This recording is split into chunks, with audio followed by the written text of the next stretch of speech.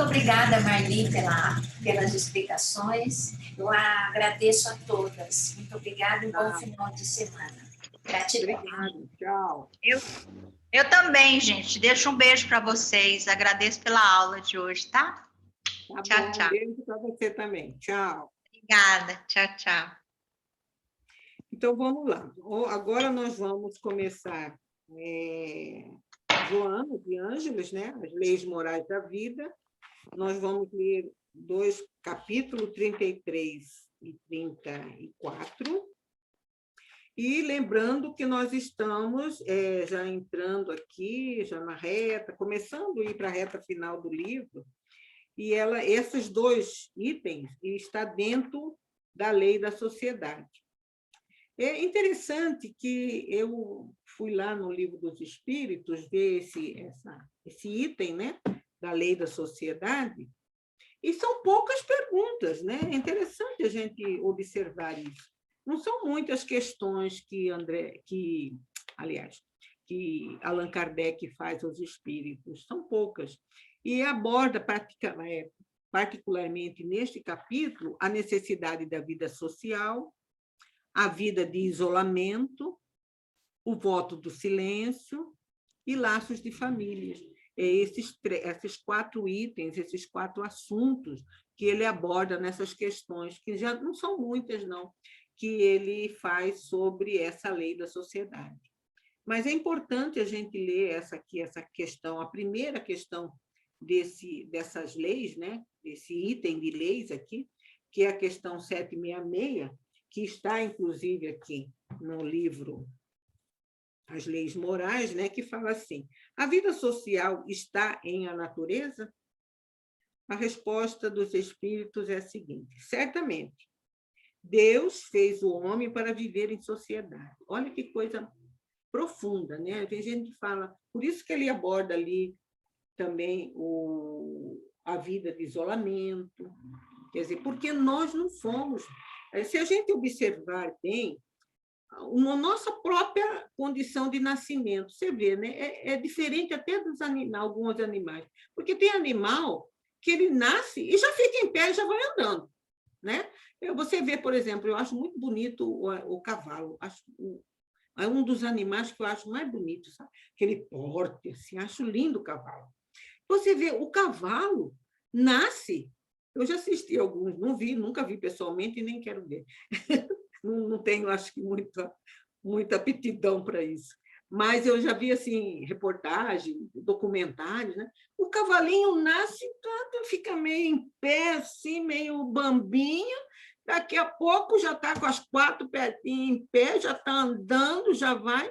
Nós não, nós nascemos, ficamos, sei lá, quanto tempo, se a mãe não amamenta, morre de fome a criança. A criança é dependente, para quê, né? Então, ele fala aqui, Deus fez o homem para viver em sociedade, porque é através dessas relações sociais que nós crescemos. Não tem como fugir disso. Né? É gostoso ficar sozinho. Eu adoro ficar sozinho.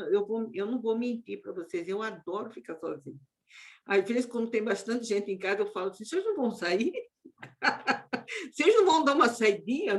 Não querem dar? Não. Vão no cinema, vão para o shopping.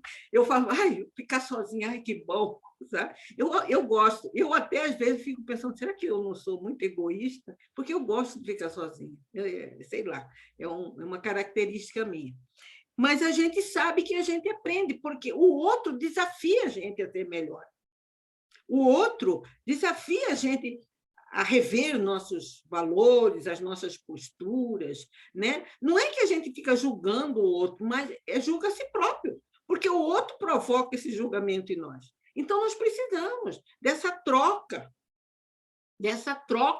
não só física, como fluídica, né? Um alimenta o outro, por isso que, às vezes, o ambiente, você chega a ver num lugar, puxa, que gostoso, sente bem aqui, porque, às vezes, aquelas pessoas vibram bem, ao contrário também, a gente chega a ver num certo lugar, não sei, me deu até uma certa dor aqui, assim, sei lá, o clima está... A gente percebe, então, por quê? Porque nós vibramos, nós alimentamos aquele meio e nós precisamos um dos outros. E aqui está claro, Deus fez o homem para viver em sociedade. Numa questão lá anterior, os espíritos condenam o isolamento puramente vamos dizer assim, eu não vou ficar só aqui, vou ficar meditando, vou ficar só... Não, sabe? Porque o desafio da vida é justamente esse contato com o outro, né? Então, ele diz aqui, não lhe deu inutilmente a palavra. Olha só, né? A palavra articulada. Aqui, a palavra articulada, quando encarnado, é articulada, mas a palavra não articulada como espírito. Então, essa palavra não foi dada assim só para a gente fazer som com a boca, não é isso, não. E todas as faculdades, as outras faculdades que nós possuímos, necessária à vida de relação. Então, é interessante a gente pensar nisso, né? Que a gente precisa um do outro, nós precisamos um do outro. A gente vê isso quando tem greve, né? Não sei se vocês observam isso. Às vezes, certa categoria assim, fala, vou fazer greve. Como perturba a harmonia toda, né? Eu fui bancária, de vez em quando a gente fazia greve. Era um tumulto. A pessoa ia no banco, eu quero isso, quero dinheiro, quero não sei. No fim, a gente tinha que furar a greve, porque ficava com pena de ver. Às vezes, a pessoa vinha com um caso lá que não tinha, a gente tinha que dar um jeito. A pessoa estava doente, precisava de dinheiro, precisava de um talão de cheque. A gente falava, eu vou pegar escondido. Eu, de vez em quando, falava, vou lá, sou disfarce aqui, eu vou lá e vou pegar escondido. Porque a gente ficava com pena, que perturba, né? Eu lembro uma vez aqui, acho que foi no estado de São Paulo, aqui também já teve, que os garis entraram em greve, o pessoal estava desesperado de lixo na rua. Aquele desespero. E aí, junto com aquele lixo, vinha rato, vinha outros insetos, coisa que estava proliferando doenças ali naquela região, entrando rato, entrando nas casas, entrando nos prédios, e o pessoal estava desesperado, querendo que eles voltassem de novo. Você vê, uma coisa que a gente nem dá valor, né? A gari, né? Eles, no dia que eles pararam, criaram um caos na cidade. Aqui acho que teve também, não faz muito tempo também. E, então, a gente vê que... Por quê? Porque nós precisamos dessa vida social. Cada um precisa um pouco. E hoje, nós vamos ver aqui das afeições e amizades, né? Nós precisamos de amigos, nós precisamos de afeto, nós precisamos desenvolver esse sentimento de amor, né? De carinho, né? E através das amizades, através das relações afetivas, né? Isso é necessário, nós precisamos disso. E é esse tema que a Joana vai abordar aqui no item, no capítulo 33. Então, vamos lá, gente. Amizades e afeições. Não apenas a simpatia como ingrediente único para facultar que os afagos da amizade te adornem e elevem o espírito. Então, não é só a simpatia, tem mais coisas que vêm atrás, né? Começa com uma simpatia, né? Você, às vezes, conhece uma pessoa, poxa, gostei, às vezes a gente fala, gostei de fulano, né? Eu achei uma pessoa simpática. Assim, às vezes, também a gente tem uma certa, não sei, a gente costuma até dizer de uma forma muito errônea, né? Meu sangue não bateu. Não tem esse negócio de sangue que bateu ou não bateu, isso é bobagem, né? Mas existe até um dito popular, né, que fala isso. Meu sangue não bateu com fulano ou não bateu com cicrano, não existe. O que existe são afinidades, são simpatias, são fluidos, são identificações, né, de sentimento, de emoções, de pensamento, que às vezes nos atrai ou nos cria também uma repulsa em relação a algumas pessoas, né? Aí, isso aqui que me chamou a atenção, gente, olha só. Muito fácil ganhar como perder amigos. E é uma verdade. É uma verdade, como ela vai dizer aqui, precisa do cultivo. Amizade, como todas as outras relações que nós temos com o outro, precisa ser cultivada. A gente vê isso, por exemplo, casais que estão casados assim há muitos anos, né? Quando a gente pergunta, mas, puxa vida, né? Você viveu 30 e poucos anos com a mesma mulher, né? Com o mesmo homem. Como que é isso? Eu falo, agora. Falo assim, puxa vida, foi muita coisa, nós passamos, mas a gente percebe, às vezes, tem pessoas que têm um carinho um com o outro. Já não tem mais a beleza física, né? Que poderia ser um atrativo. Às vezes o homem já está doente, mas existe um carinho, um afeto. Por quê? Porque aquilo foi construído. Às vezes uma paixão fulminante que aconteceu, mas que no decorrer do tempo, com as dificuldades, foi fortalecendo, foi criando vínculos que ela fala aqui assim, que não se perde. Então ela fala, é muito fácil ganhar como perder amigos. Você pode ser simpático, mas se não há um cultivo, ele se perde. Quiçá, difícil se apresenta a tarefa de sustentar amizades ao invés de somente consegui-la. É interessante que agora nas redes sociais você fala, eu tenho 300 e poucos seguidores, mas será que tudo isso aí é amigo? Não sei. Né? Fulano tem 1 milhão de seguidores. E daí? Né? E daí? Quer dizer, porque amizade, mas se sustenta. Né? Se a pessoa fala uma coisa errada, aquele seguidor, tudo cancela. Não é que agora a expressão que se usa, vamos cancelar. Cancela todo mundo. Deixou, mas não era tudo amigo, tudo seguidor, não. Então, ela vai dizer isso aqui há mais tempo. Né? Quer dizer, nós temos que ter tolerância também com os amigos. Né? Às vezes, eles também são humanos. Nós temos que conhecer esse amigo, respeitar, ter carinho, respeito, compreensão. Isso é uma forma de a gente cultivar essas amizades. O magnetismo pessoal é fator importante para promover a aquisição de afeto. Isso aqui nós já vimos, acho que a Simone já trouxe esse assunto algumas vezes, a Alexandra também trouxe, que há o magnetismo, né, que atrai, que a gente emana, que a gente vibra, e aquilo você chega no ambiente, às vezes você olha assim, bate o olho, você senta, é engraçado, às vezes você vai numa reunião pela primeira vez, você senta perto de uma pessoa e quando você gosta, da outra vez que você vai na mesma reunião, você já procura aquela pessoa para sentar.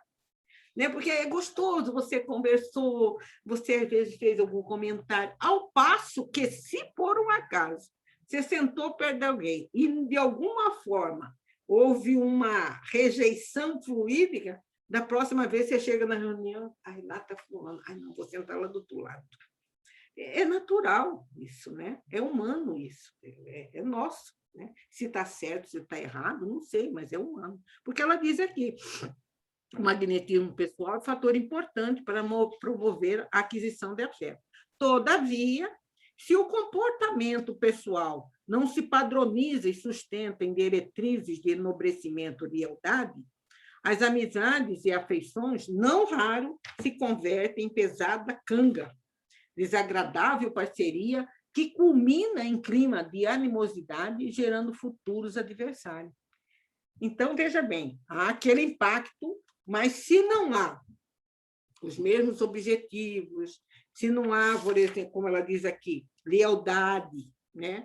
Respeito, aquela amizade que parecia ter começado num clima bom, pode se tornar até inimigos, né? Às vezes você não vê a pessoa que, mas você não era amiga dele, está falando mal agora? Você não sabe como era fulano. Aí a pessoa que conviveu, às vezes, com uma certa intimidade, ainda começa a falar mal do outro. Né? É isso que está dizendo aqui. Pode se transformar em adversários, se não há um cultivo, se não há sentimento. Porque uma coisa a gente tem que pensar. Quando cessa as afinidades, quando cessa os objetivos que mantêm aquele grupo ou aquelas pessoas unidas, naturalmente se afastam, gente. É impressionante isso. Chega uma hora que você está indo na mesma direção com seu amigo ou com a sua amiga, e chega em determinado ponto, você fala, não, eu vou seguir por esse caminho aqui. A amiga fala, não, eu não vou, não, eu vou por outro. Naturalmente, você começa a afastar. Fala, gozado, eu nem briguei com fulano, mas a gente se encontra, conversa, mas não temos mais aquele prazer de estar junto, porque os objetivos de vida tornaram-se diferentes. Isso acontece muito. Sim. Ô, Marli, Aí ela diz, oi. eu lembrei de uma questão do Livro dos Espíritos, que fala justamente isso aí que você está comentando. Uhum. Ele diz assim, espíritos simpáticos podem deixar de ser simpáticos? Você lembra dessa questão? Sim, E aí, Allan Kardec fala assim, sim, porque um vai ter mais vontade que o outro. E esse que tem vontade, ele tem vontade de estudar, ele tem vontade de evoluir, ele tem vontade de prosperar. E depois é o que você está comentando, né? A conversa não é mais aquela que você tinha antes, você evoluiu, você quer falar de outras coisas. Exatamente. Né? E aquela pessoa que ficou para trás, ela quer falar dos assuntos que você já não se interessa mais. Verdade. E isso aí se desfaz, assim, naturalmente, como você diz, né? Sem Mas brigas. mas o Kardec fala, né, no Livro dos Espíritos, assim, um é Em mais relação- ocioso que o outro. É verdade. E isso acontece muito, porque, por exemplo, se eu estou com 66 anos, quantas pessoas, eu fiquei pensando, quantas pessoas já conheci, quantas pessoas que eu convivi, eu morei em várias cidades em função da minha profissão, e conheci pessoas que eu tive a oportunidade de encontrar, que, nossa, a gente conversava, quando encontrei, parecia, sabe, aquelas pessoas, tá quente, né? Tá quente. Acho que vai chover, acho que vai chover. Não tem aquelas conversas assim, que às vezes a gente fica buscando o que falar, porque não tem assunto, a gente fica falando de tempo, de não sei o quê, né? Porque não tem. E quantas assim? Em Só compensação. cara de paisagem, né, Marli? Faz cara de paisagem. E tem outras assim que, puxa vida, você não vê, mas quando você encontra, nossa, fala. Eu tenho uma amiga que ficou lá em Corumbá, menina, quando a gente liga, eu falo, fulano, Marta, vamos parar de falar. A gente fala mais de 1 hora no telefone, no vídeo, e não, peraí, ainda vou te contar isso. E eu falo, gente do céu, já tem mais de 1 hora que nós estamos aqui nessa ligação, vamos desligar. E isso posso ficar tempo sem falar, ou falar hoje e amanhã, fala, é o mesmo tempo. Quer dizer, então, são afinidades, né? E a vida é assim. Agora, o interessante é que seja de uma amizade rápida ou uma amizade maior, mais profunda, ela seja de utilidade, né? Isso que é o fator mais importante que nós vamos ver aqui, o que ela vai nos dizer. Então, vamos lá. Nesse particular, existem pequenos fatores que não podem nem devem ser relegados a plano secundário, a fim de que sejam mantidas as afeições. Porque ela vai dizer assim, a planta não irrigada sucumbe sob o calor, né? Sob a canícula. O grão não sepulto morre. Se você deixa um grão na superfície, ele não tem profundidade para soltar as suas raízes, né? O lume sem combustível se apaga. A máquina sem graxa arrebenta-se. Assim também a amizade, que sem o sustento da cortesia e da gentileza, se estiola. Então, aqueles pequenos gentileza. Agora eu vou dar uma puxadinha aqui na Cida. Você vê, a Cida, ela faz, quando nós encontramos lá, ela faz o cafezinho, ela leva um bizinho. Parece uma coisa boba, mas é o que ela fala, você vai cultivando. Né? Você manda uma mensagem, você faz uma ligação, você manda, sabe? Como ela diz aqui, são esses pequenos gestos que vai dando sustentação. Então, mesmo que você às vezes não vê, mas você fala, puxa vida, eu sei que fulano gosta de mim, eu sei que eu posso contar com fulano. Porque ela diz aqui, então, como a planta precisa da água, a máquina precisa da graxa. Então, são pequeninos gestos que vai cultivando esse sentimento e que faz gerar a simpatia. Às vezes você não vive grudada na pessoa, mas você sabe que aquela é uma pessoa que cultiva os vínculos e os laços que ela foi encontrando através da vida. Aqui ela diz: se desejas preservar teus amigos, não creias consegui-lo mediante um curso de etiqueta, né? Não preciso fazer um curso, ou de boas maneiras, com que muitas vezes a aparência estudada artificial substitui ou esconde os sentimentos reais. Então, você aprende aquela polidez, né? Eu sou educado, bom dia, boa tarde e tal, mas é só superficial, não é assim, não é com esses gestos superficiais, né, que ela está dizendo. Substitui ou esconde os sentimentos reais.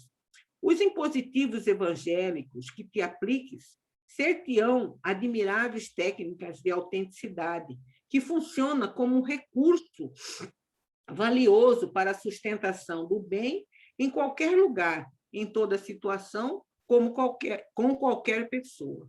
Então, ela reporta aqui ao quê? Aos ensinos evangélicos. O que o evangélico nos prega? O amor, o respeito, o perdão, a benevolência, a piedade. São esses sentimentos. E esses sentimentos a gente deve levar nas nossas relações de amizade, nossas relações afetivas. A afabilidade, a doçura, a gentileza de alguém, aparentemente destituído de simpatia, consegue propiciar a presença de amigos, retê-los e tornar os afetos puros para sempre. Então, a afabilidade, a doçura, a gentileza, são os gestos que faz com que a gente vai se ligando, vai se vinculando a pessoas, né? E pessoas também vão se vinculando a nós. Amizades se desagregam ou se desgastam exatamente após articuladas. Começa a amizade, né? No período em que os consórcios fraternos se descuidam de mantê-lo. A gente esquece, né? Uma ligação, uma visita. Soube que a pessoa está doente, vai lá, vai fazer uma visita, vai ver.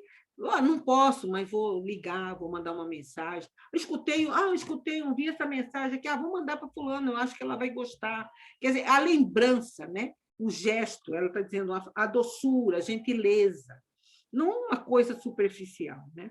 E isso normalmente ocorre como consequência de atitudes que podem evitar. Então, aqui tem algumas situações que pode haver uma ruptura das afeições. Quais são esses? O olhar agressivo, a palavra ríspida, o atendimento hostil ou negligente, a lamentação constante. Eu lembrei aqui, gente, eu falando lamentação, nós tínhamos uma amiga num grupo, ela era casada com um amigo nosso. Ela reclamava desse marido, ele chamava Paulo. Ela encontrava, olha, a gente, quando saíamos assim, íamos jantar fora, os casais, quem não era casado era solteiro, mas todo mundo se reunia. Olha só que maldade nossa. A gente falava assim, olha, na última vez eu que sentei do lado dela, faz favor, hoje é a sua vez. Você que senta. Porque ela sentava, gente, ela falava a noite inteira do marido. Porque fulano é assim, porque Beltrano é assim, porque o outro não é assim, você não conhece ele. Porque... E não adiantava você falar uma palavra em defesa, porque aquele marido era o pior marido do mundo, sabe? E aí eu lembrei, olha, e a gente disputava, sem gozação, olha a maldade nossa, hoje eu reconheço, a gente disputava, olha, não, da última vez eu que sentei perto dela, pelo amor de Deus, agora é você, senta você. E a gente disputava entre nós quem que ia ficar sentado, porque ela sentava do lado, ela falava a noite inteira do marido. O marido não fazia nada, coitado, e ele servia a ela, levava o prato, ele buscava. Eu falava, meu Deus do céu, quem que está mentindo aí? A gente não entendia, né? Agora, na vida de casal, só quem vive junto que sabe, né? Mas eu lembrei dela agora, coitada. A irreverência acompanhada pela frivolidade, a irritação contínua, a queixa quanto mais, o pessimismo vinagroso. Quer dizer, essas atitudes aqui que a gente faz, às vezes, até impensadamente, em relação... E pode afastar uma pessoa, né? Com esse gesto. Assim como nós também temos a nossa humanidade, o nosso amigo também tem. E a gente, quando reconhece que praticou, a gente deve pedir desculpa, né? Eu acho que é o gesto mais próximo e imediato que a gente pode fazer, né? Os amigos são companheiros que também têm problema, assim como nós, eles também têm. Por essa razão, se acercam de ti.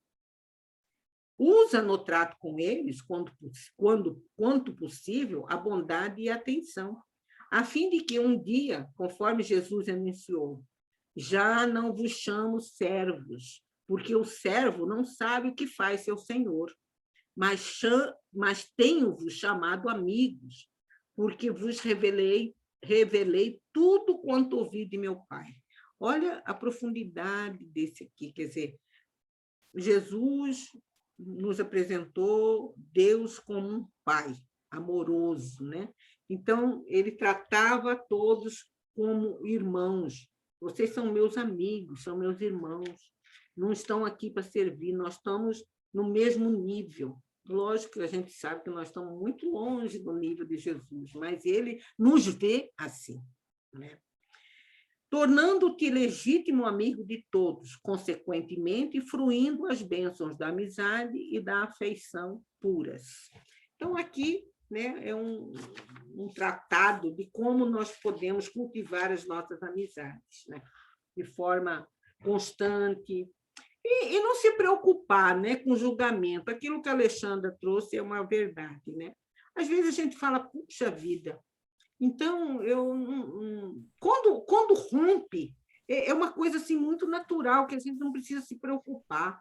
Quando os objetivos que mantêm um grupo junto se perdem, as pessoas se afastam naturalmente. E isso não é também motivo para a gente se culpar. Eu não tenho mais interesse, não tem mais, né?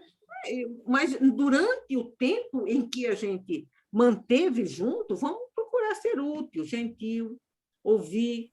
E se por um acaso a gente se pegar cometendo qualquer um ato desse, porque a gente pode um dia lá não estar muito bem e falar alguma coisa ríspida, puxa vida, ai, falei mal para Malu. Malu, por favor, me desculpe. Eu acho que é tão simples, né? A gente, fulano, me desculpe, aquele dia não estava legal. Tá? A gente também está atenta a isso, porque pode acontecer. Pode, não é uma coisa impossível de acontecer, né? Um dia falo uma coisa... Marli. Oi. Não, eu só vou dar um tchauzinho para vocês, me despedir, mandar um beijo para todo mundo, que eu vou precisar sair um pouquinho mais cedo agora, tá bom, meninas? Muito bom. Até a próxima, então. Beijo para todo mundo. Bom fim de semana. Bom final de semana. Obrigada. Vocês também, gente. Tchau. Então, vamos lá, gente. Vamos Marli, agora... você estava falando aí, eu tive um caso no meu serviço que fizeram uma intriga entre eu e uma outra colega, tá? Que nós nos ofendemos mutuamente, tudo, né? Tanto eu em relação a ela, quanto ela em relação a mim. Aí ficamos de mal 1 ano, não nos falávamos, tá? Trabalhando no mesmo... Eu trabalhava no primeiro andar e ela no segundo. A gente se encontrava, nem uma virava a cara para a outra. Aí, passado 1 ano, eu fui vendo que a pessoa que fez a intriga entre a gente, eu fui vendo que ela estava fazendo com outras pessoas também. Aí eu resolvi ir lá com essa e conversar. Pois, olha, nós aí pedi perdão, a gente se abraçou, chorou. Hoje a gente é irmã mesmo, tá?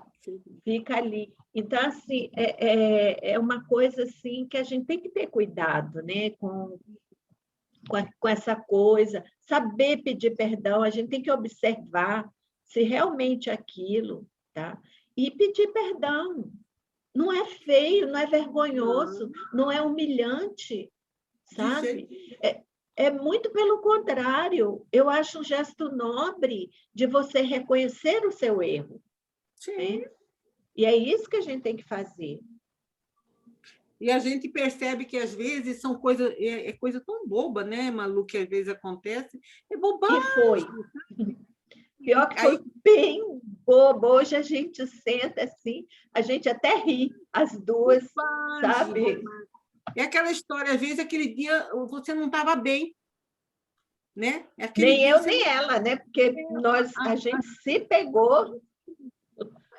Fala uma bobagem, às vezes a gente leva tempo. E, sabe, eu acho que a gente tem que... Por isso que fala assim, quando Jesus diz assim, ó, tomai minha cruz, né? Que é leve, né? Que o meu jugo, meu fardo, que é leve. Por quê? Porque é destituído dessas coisas. A gente não tem um orgulho, não tem um melindre, não tem olhar feio. Olhou feio, mas também. Que olhou feio, porque vai ver que está feio hoje. Então, amanhã está melhor. E aí a gente vai destituindo, vai abrindo mão dessas coisinhas que pesa na nossa vida. E por isso que Jesus fala, venha, siga o meu exemplo, meu jugo é leve. Eu não carrego essas coisas assim que vocês ficam perdendo tempo, né? Com essas coisas, então, que vocês se arrastem em vez de caminhar, né? Essa é a verdade. Então, vamos lá, gente, ainda dá tempo, dá tempo. A abnegação. Esse aqui, gente, eu vou falar para vocês, eu li isso aqui, estudei várias vezes, eu achei muito bom, divino, tudo é bom, mas essa abnegação aqui, me fez assim, pensar bastante. Você acredita que um dia eu devo ter sonhado? Eu não sou muito boa de lembrar meus sonhos, sabe, gente? Eu acho que eu sou muito materializada, que quando eu acordo eu já esqueço. Se eu não comentar, teve uma época que eu até escrevia, eu esqueço. Daqui a pouco nem lembro mais o que eu sonhei, se é que eu sonhei. Mas eu acho que eu fiquei tão impactada com essa mensagem que eu acordei um dia, eu acordei pensando nisso. E aí eu falei, puxa, dona Joana, a senhora... Porque eu converso, sabe, gente? Eu não sou louca, não, mas eu converso, às vezes, com Jesus, converso com Joana de Anjos, falo, dona Joana, a senhora puxou, deu pesado essa, hein? E essa aqui eu falei com ela, falei, dona Joana, a senhora pegou pesado nessa mensagem aqui. Eu acho que eu devo ter sonhado, porque eu acordei, o primeiro pensamento foi essa mensagem. Depois, no final, vocês digam se eu tive razão ou não. Vamos lá. A abnegação. A abnegação é mais profunda do que a ação de solidariedade pura e simplesmente. Olha só. Então, ela é mais profunda do que a solidariedade. A abnegação é mais nobre do que o gesto asceta de desprezo e indiferença pelo mundo. A asceta é uma vida, né? Uma pessoa asceta, ela vive uma vida em busca da perfeição espiritual, né? E ele está dizendo que a abnegação é mais profundo do que isso. A abnegação é mais elevada do que o altruísmo no seu sentido sociológico. Então, eu fiquei pensando, que abnegação? O que é essa abnegação?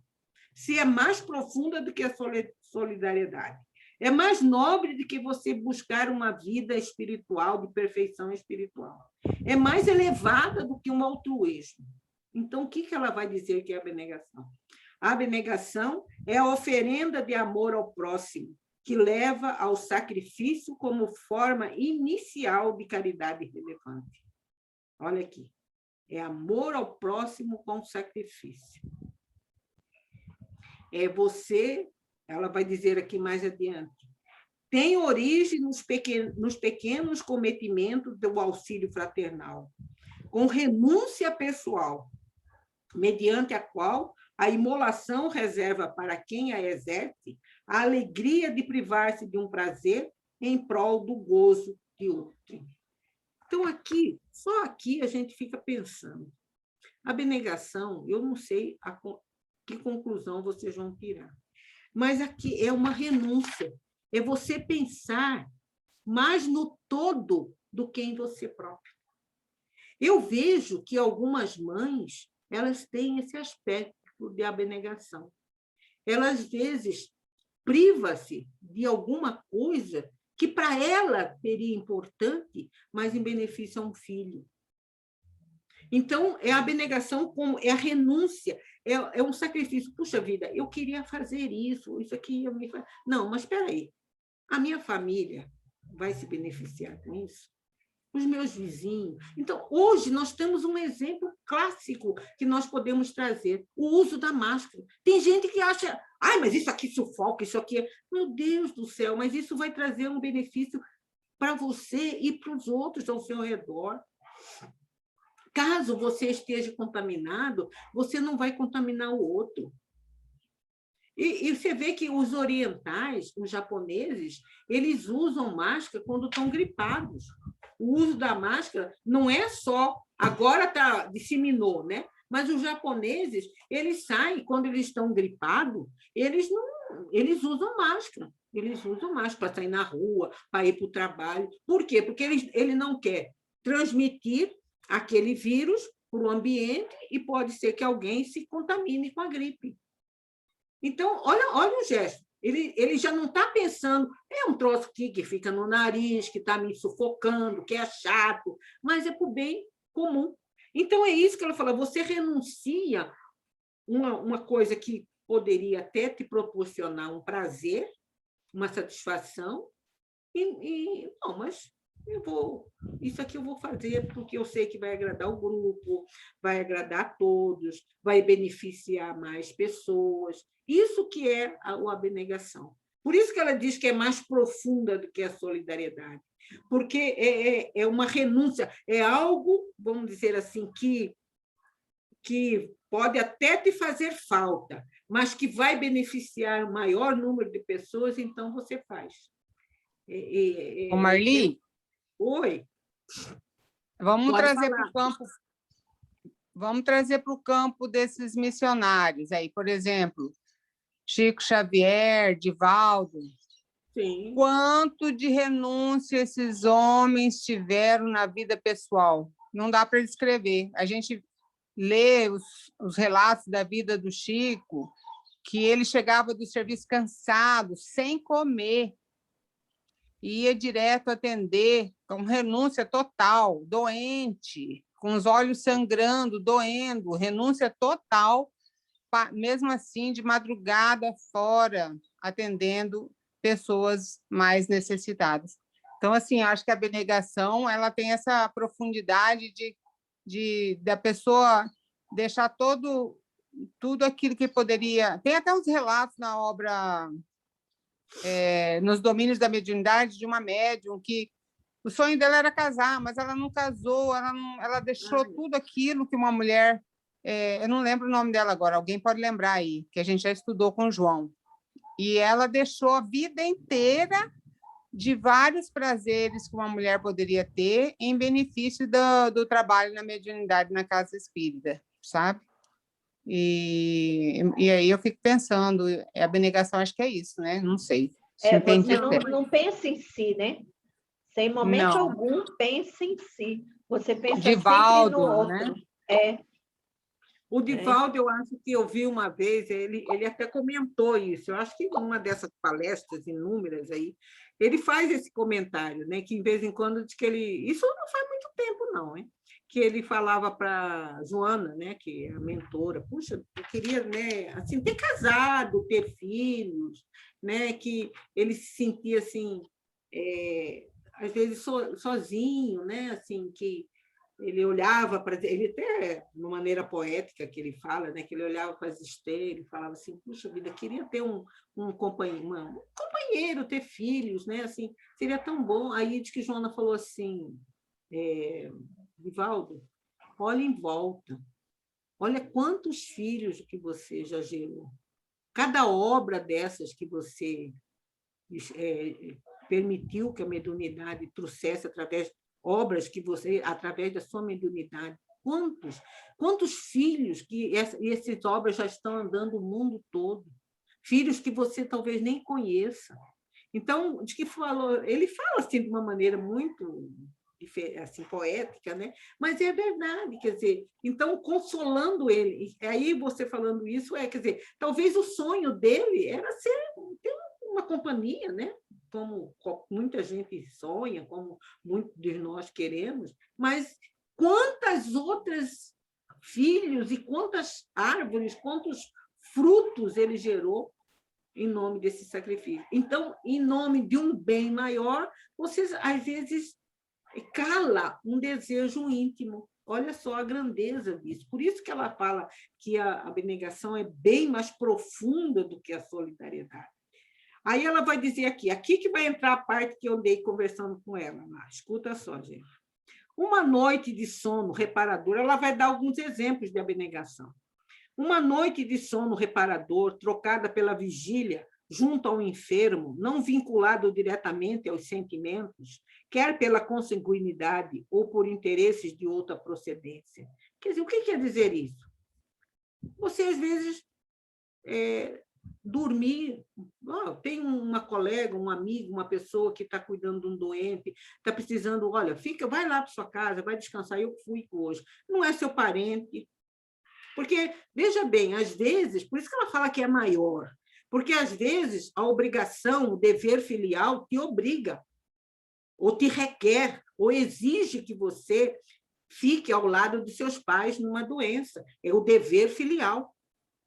Às vezes, o dever maternal faz com que você fique uma noite sem dormir, 1, 2, 3 noites sem dormir, zelando pelo um filho doente. Mas aqui ela está dizendo, não tem vínculo consanguíneo, não tem... você é cuidador de idoso, você é enfermeiro, você é enfermeira, então a obrigação que faz, você faz com amor, com dedicação, mas é seu dever, aqui não, o dever saiu de lado. É puramente pelo cuidado do outro, né? O objetivo não é a você, o objetivo é o zelo que você vai dar para o outro. Olha a grandeza disso aqui. Aí continua. A cessão de um bem que é preciso e, quiçá, faça falta, desde que constitua alegria para outra pessoa. Aqui eu me lembrei daquela viúva, né, que deposita aquelas 2 moedinhas no gasofilácio, lá a doação para o templo. Ela estava cumprindo uma obrigação que a religião exigia que cumpria. E Jesus exalta a atitude dela. Jesus fala, ela é muito maior do que aqueles ricos que pegavam saco de dinheiro, porque essas 2 moedinhas vai fazer falta para ela. E, mesmo assim, ela está cumprindo a obrigação de doar alguma coisa ao templo. Olha a grandeza disso.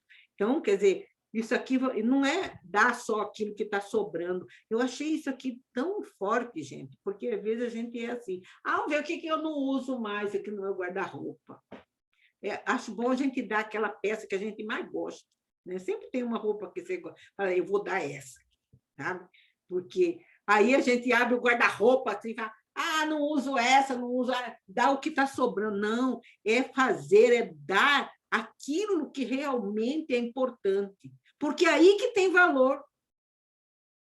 Aquilo, às vezes, você está dando para desocupar lugar no guarda-roupa, que está entulhado, né? Às vezes está até cheirando naftalina, nem tem o cuidado de lavar para dar. Enfim, é essa grandeza que ela está dizendo.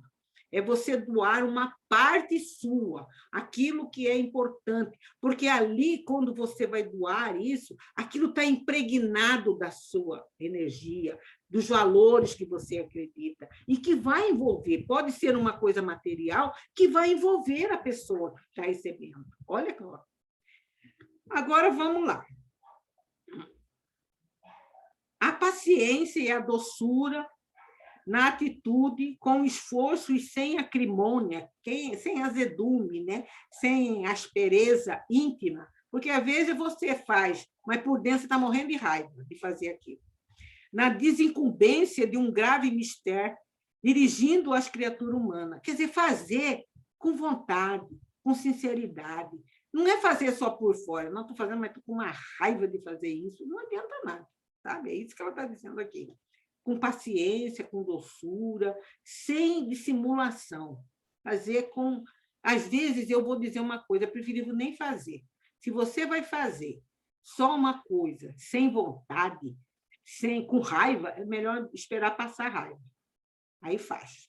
Porque, de repente, você vai até transferir aquela emoção de desagravo naquele bem, naquela coisa, naquele objeto que você está doando, né? Às vezes, pode vir até fazer mal para aquela pessoa, né? Essa é a minha opinião, tá, gente? A jovialidade, quer dizer, a alegria, né? Ocultando as próprias dores, de modo a não afligir aquele com os quais se convive.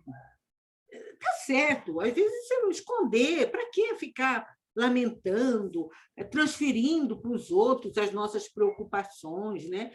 Procura pensar, busca ajuda na oração, ou então, se tiver que reclamar ou desabafar, uma única vez, mas refazer imediatamente, não ficar naquela lamúria, transformando um estorvo, às vezes, naquele ambiente de reclamação, né? Então, não fazer a coisa com alegria. É isso que ela está dizendo, fazer a coisa com alegria. A perseverança discreta no trabalho mortificante, sem queixa nem enfado, desde que resulte em benefício para os demais. Então, às vezes é um trabalho árduo, cansativo, mas vamos fazer isso, está beneficiando pessoas, né? Agora, aqui, gente, que vai vir a conversa que eu tive com Dona Joana. A ação não violenta, até aí tudo bem. O silêncio ante a ofensa, aí tudo bem, tá? Vamos calar, vamos fechar. É aquilo, o exemplo que a Malu, às vezes é uma ofensa, você fica quieta. A Alessandra, você trouxe, na última aula que você trouxe, gravou bastante em mim aqueles exemplos que você falou da Lívia, né? Você falou várias vezes, umas 3 ou 4 vezes, você citou que nós deveríamos seguir ou buscar o exemplo de Lívia, que quando ela falou 3 vezes, tal, não, tal. Na hora que ela viu, ela calou também. Por quê? Porque ela viu que aquilo ia trazer uma discussão, que o Públio ia ficar... Quando ele falou, olha, não foi Jesus que curou nossa filha, não. Ela calou. Ela já tinha falado. E aí eu lembrei, falei, aquele exemplo que a Alexandra deu é uma verdade, né? Quer dizer, às vezes, o silêncio diante de uma ofensa. A pessoa te chamou, te falou que você é uma coisa, aí você se pergunta, eu sou? Não sou, então deixa o tempo. E o tempo, incrível que pareça, o tempo, quando a gente age dessa forma, não agressiva, e a gente se cala, é engraçado, o tempo traz a verdade à tona. Pode demorar um pouco, mas depois falar, você sabe que ela veio lá, você tinha razão, não era nada daquilo. Não foi o exemplo que a Malu nos deu agora há pouco? Então, é impressionante. Mas a parte que eu briguei com Dona Joana vem agora, olha só. A não defesa em face de indébitas acusações. Eu falei, Dona Joana, a senhora vai me desculpar, eu não estou aí. Você acha, qual que é a nossa atitude? Não, peraí, não, é isso que você está falando, não. Olha, eu estou sendo acusada disso, não, você, na hora, o orgulho sobe e você, na hora, não, agora eu vou ficar sendo acusada de uma coisa, que olha só o que ela fala. A não defesa em fase de indébitas acusações. Eu falei, olha, essa parte aqui, a senhora vai me desculpar, mas está pesado para mim, eu acho que eu não ganho não. Falei, Dona Joana, eu ainda vou querer me defender, porque, não, peraí, agora você fica falando que eu fiz isso, eu não fiz. Mas ela está dizendo que não.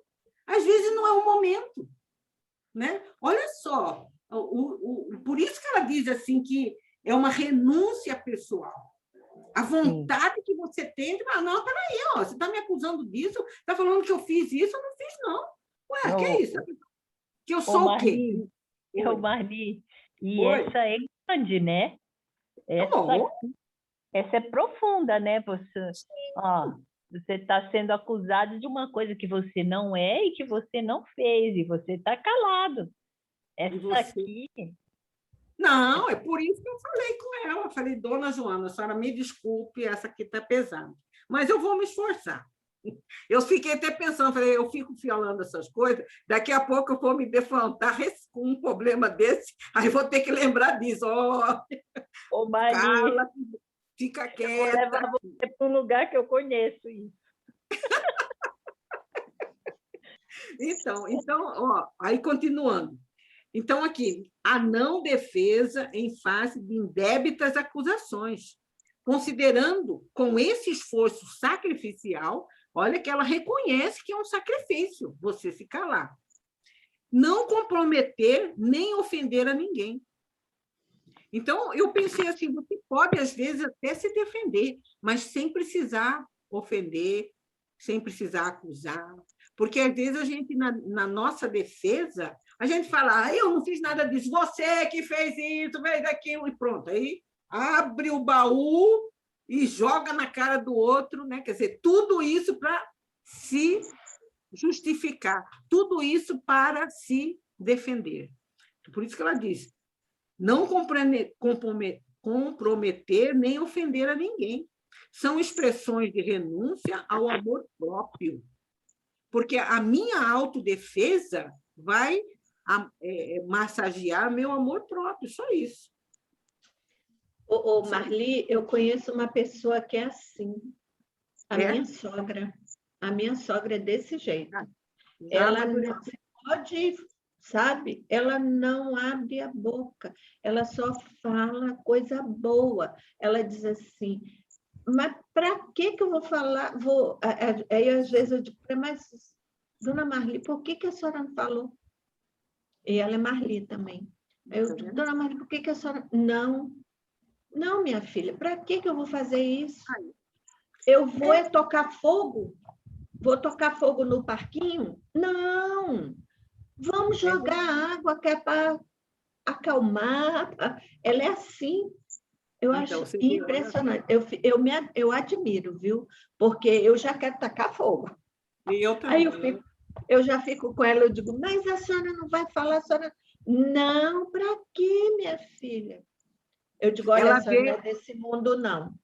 Ela já tem uma visão maior. Quer dizer, aquilo, em vez de, vamos dizer assim, às vezes você vai só alimentar mais aquela intriga. Né? Porque ela aí o outro vai responder. Não alimenta. Aí o outro vai responder, aí vai ter aqueles que vai ser a favor de você, aqueles outros que são a favor do outro lado. Aí uma coisa que poderia, pelo silêncio, acabar ali, toma volume. Por isso que na página anterior lá fala da amizade. Às vezes a amizade se transforma em inimizade profunda, né? Por causa disso aí. Então vamos... Aí ela diz Marli, aqui, oi. Eu só queria comentar no sentido assim, quando acontece essa situação, eu me ponho no lugar da pessoa e falo, será que eu faria isso? Será que eu pensaria assim? Então, a pessoa na minha frente é a minha escola. Então, toda vez que surge um problema em família, com amigos, eu me ponho e falo assim, será que esse não é o procedimento? Essa lição eu tenho que aproveitar? Porque problemas todo mundo tem. Então, com isso, eu levo como se fosse uma aula para me aprender. Uma lição. Então, eu queria te falar da outra aula, só dou mais 2 minutinhos. É que eu conheci uma senhora, ela tinha depressão, e eu não podia entrar em contato com ela. Aí eu falei, você me dá seu telefone? Posso ser sua amiga? Isso não tinha WhatsApp, hein? Aí eu fui pondo, depois veio o WhatsApp, eu mandava mensagem, eu falava todo dia, que eu sou pontual. Aí, o que aconteceu? Ela sarou da depressão, ela casou aos 65 anos, hoje está casada, ganhou bisneto. Aí ela fala, minha amiga querida, eu não sei quem que você é, mas te agradeço. E ela não lembra de mim. Você vê que engraçado? Então, por isso eu te falo, tem que pegar essas lições. Esse é o nosso aprendizado. Verdade. Essa que você falou de a gente questionar, né? Por que eu estou vivendo isso? Que lição que isso aí pode... Isso é muito bom, isso é muito interessante, porque aí você para analisar a situação, você esquece da ofensa pessoal. Olha que coisa realmente interessante. Né, que aconteceu um fato no Dia das Mães, então, por isso que eu estou te falando, eu me pus no lugar das pessoas, à noite analisei a situação e falei, bom, que escola que eu tenho? Eu tenho que aproveitar essas lições, senão eu não vou crescer. Então, vamos em frente. Verdade. Vamos lá. Então, aqui fala, renúncia ao amor próprio, dando lugar à abnegação. que ora escasseia entre as criaturas, e, no entanto, é essencial para a construção do bem entre os homens na Terra. Você vê, hoje nós estamos assistindo, né, entristecido aquela situação lá na Palestina, os palestinos com os judeus, um joga bomba, morreu outro, criança, numa região urbana, né, com prédios, enfim.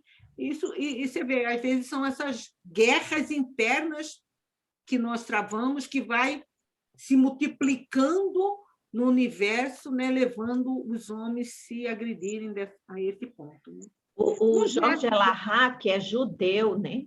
Ele fala o seguinte, que lá, foi perguntada, acho que foi segunda-feira que eu assisti não, acho que foi na terça que eu assisti uma live dele, eu botei até no grupo.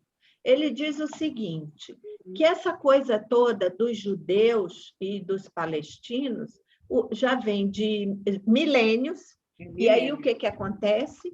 O judeu nasce palestino, palestino nasce judeu, judeu nasce palestino, palestino nasce... E assim eles estão vindo já há milênios, e não aprenderam até hoje. Tá?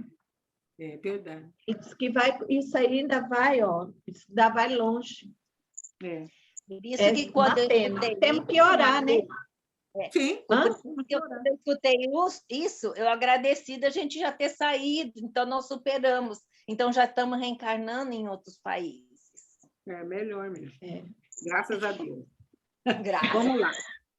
Um gesto de abnegação fala mais expressivamente do que brilhantes páginas escritas ou discursos de alta eloquência e rebuscada técnica retórica, né? Quer dizer, não é falar, não são palavras, são atos, são sentimentos, né? A abnegação felicita quem a recebe, mas santifica quem a exercita. Olha só. O utilitarismo e o imediatismo modernos encontram soluções eufemistas, né? Quer dizer, uma forma de suavizar, de dizer uma coisa de forma mais sutil, né? Por meio de processos de transferência para as realizações que recomendam a abnegação de cada um. Nesse sentido, o egoísmo é um entrave dos mais impeditivos para a consecução do sacrifício com que se pode enflorescer de bênçãos a cruz da abnegação. Diante de um esforço que te cabe brindar a alguém que sofre, não transfiras a oportunidade de ser abnegado. Então, assim, se alguém tiver que sacrificar, que seja você. Não tem o que Divaldo fala, que a gente deve, assim, se alguém... Ele sempre fala isso, né? Se alguém não nos ama, problema é da pessoa. Eu vou amar. Entendeu? Se alguém me calunia, problema é da pessoa. A pessoa que está criando uma condição, uma dívida, um compromisso, eu não vou caluniá-la. Então, é melhor a gente ser sacrificado do que sacrificar alguém para nos beneficiar. Então, esse é o sentido da abnegação. Sob pretexto algum, te poupes a operosa produção da felicidade, se o cometimento te exige abnegação. Melhor ser o sacrificado pelo bem e pelo progresso dos seres do que o usufrutuário das coisas. No ato de espalhar o conforto moral, não entreteça opiniões desairosas, nem te apresentes na condição de mártir, a fim de inspirar simpatia. Às vezes, a gente, até para falar uma coisa, a gente não precisa ficar condenando os outros, né? Isso é muito importante nesse momento atual, tão polêmico, tão polarizado de política que nós estamos vivendo no nosso país, no exterior, né? A Colômbia lá vivendo uma situação de conflito também na população. E a gente se a nossa palavra não vai acrescentar nada, é melhor calar, sinceramente, é melhor ficar quieto. Ser autêntico no dever. Ser autêntico no dever. O abnegado se desconhece, ama com devotamento e a flama do amor que lhe arde no íntimo raramente dá-lhe tempo para pensar primeiro em si, porquanto os problemas e as dores dos seus irmãos em humanidade têm para ele regime de prioridade. Se, todavia, desejares um protótipo que te expresse com mais veemência a grandeza da abnegação, recorre a Jesus, que, em se esquecendo de si mesmo, abraçou a cruz do sacrifício, a tudo renunciando, a fim de que, por essa forma, testemunhar o seu afeto e devoção por todos nós. Oxalá, assim, a abnegação te dulcifique o ser e te faça realmente cristão. Então, veja bem, gente. Marli, esse penúltimo parágrafo aí a respeito de Jesus, né? Até eu estava comentando, eu faço todos os dias com as meninas, eu faço oração às 6h30 da manhã. Aí eu estava comentando, né? Eu digo, gente, Jesus podia ter vindo o rei, riquíssimo, poderoso, entendeu? Mas não, como é que ele veio? Numa estrebaria, num coxo, tá? Quer dizer, ele se fez mais humilde do que qualquer outro humilde aí no mundo, né? Ele veio num coxo de animal, entendeu?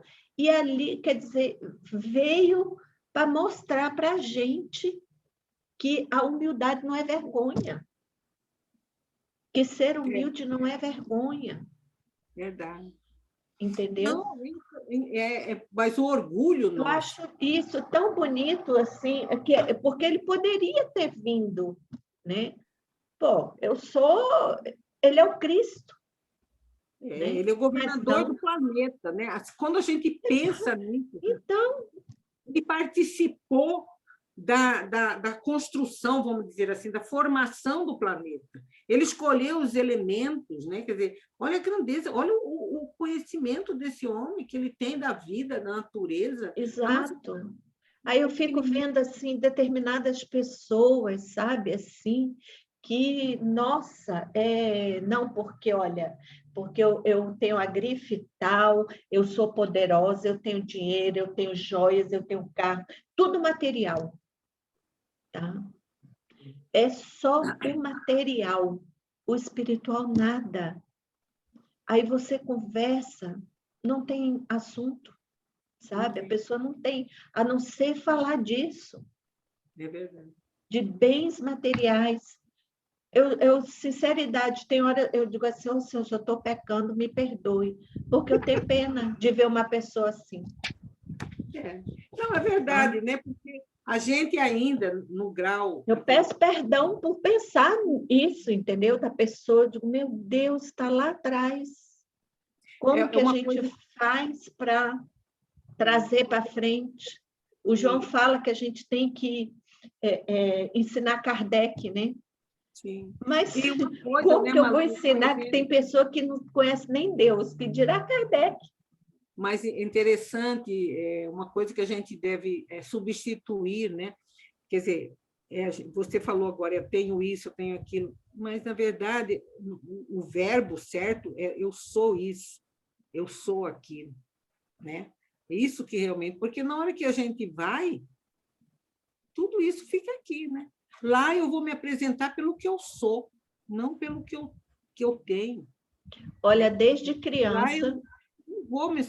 Lá eu vou me apresentar quem é Marli, eu sou isso, eu sou aquilo, eu sou ciumenta, eu sou possessiva, isso que eu sou. Lá não importa, aí eu teve um apartamento, meu carro era ano não sei o quê. Isso não vai... Não vai lá para o outro lado. Meu avô falava, Marli. Eu, criança, meu avô dizia o seguinte... Não vai ter nem registrado no meu perispírito. Meu avô, a gente era criança, ele dizia assim, gente, eu nasci nu, vou voltar vestido. Eu ainda vou com muito, tá? Porque é a única coisa. Eu vou voltar vestido, porque eu nasci nu, tá? E vou voltar vestido. E caixão não tem gaveta. Não adianta botar nada dentro dele, porque não vai para lá, para o outro lado. E meu avô era uma pessoa que só teve o primário. Mas ele era de uma sabedoria. Sabe? Gente, eu vou me terminando, porque eu também tenho um compromisso hoje, 4 horas, tá? Mas, de qualquer jeito, foi muito bom. Conversei com Dona Joana, tá? Ela me entendeu perfeitamente bem. E eu vou pedir... Deise, não quer fazer a oração para nós, Deise? Então, vamos fazer. Posso fazer. Então, vamos lá.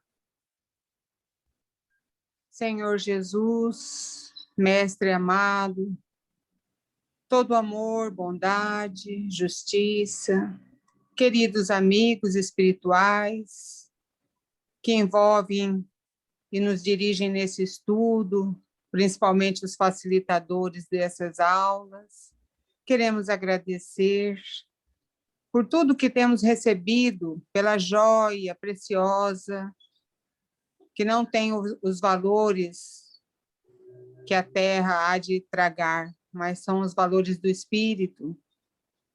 Essa joia preciosa do entendimento, da doutrina, dos teus ensinamentos, Jesus, de amor, que eles possam florescer nos nossos corações de forma simples, que nós possamos ter essa abnegação, não talvez no nível que nos foi passado hoje, mas que possamos ir atrás desse aprendizado, tentando fazer dos nossos atos do cotidiano o melhor para o nosso próximo, liberando-nos do egoísmo, essa chaga que vem nos envolver há muitos séculos, que possamos ir nos despojando de todos os sentimentos menores que nos fazem nos distanciar daqueles que mais necessitam do que já aprendemos na teoria, Jesus.